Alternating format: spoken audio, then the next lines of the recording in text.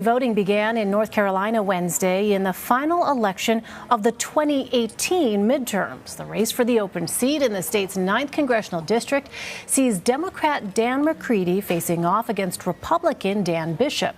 It is a redo of last November's election, which was invalidated because of a ballot fraud scheme involving former GOP candidate Mark Harris. Although it is a carryover from the 2018 election cycle, it is seen by some as a barometer of what's to come in 2020. Let's bring in Nick Ochsner. He is the chief investigative reporter at our Charlotte, North Carolina affiliate WBTV. Nick, thanks so much for joining us. Tell us where things currently stand with the election and the campaigns. Yeah, so as you said, early voting starts today, but really this race is going to come down to the wire. I think most folks that were watching the polls a month or 2 months ago would have said that Dan Bishop had a slight advantage, but now if you talk to political consultants and folks who are watching this race closely here in North Carolina, they say this race is going to be tight, it's going to be close, and I can tell you there are a lot of political ads supporting both candidates on the airwaves right now. Well, remind our viewers, Nick, why a special election is being held in the first place.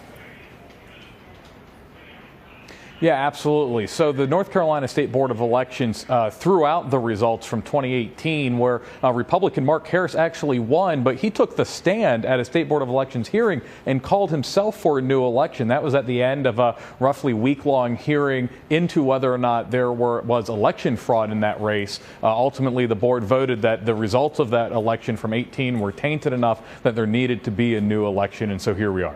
All right, so bring us up to speed. What are the latest developments into the investigation of ballot fraud in the 9th Congressional District and the case against McCrae Dowless and others who are alleged to have participated in it? Yeah, McCrae Dowless, of course, a campaign political operative who worked for Mark Harris. He was indicted the first time in late February. He and 6 of his associates or employees were indicted for a second time on charges directly related to the 2018 general election just a few weeks ago. They've all pleaded not guilty to those charges so far, but we've seen activity from investigators and prosecutors pick up in the wake of that second round of indictments. So the special election is the last election of the 2018 midterms, but it is also being viewed by some as the first race of the 2020 election cycle. Do the campaigns and do voters view it that way?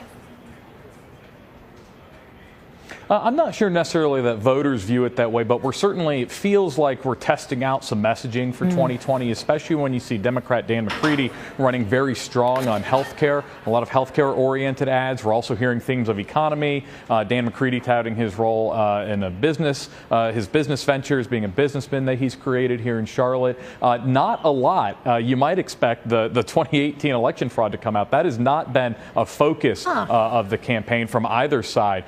So we're seeing some early testing of messaging that I would expect we might hear more broadly going into 2020. Right, a preview of what's to come. All right, Nick Ochsner. Nick, always great to have you. Thank you.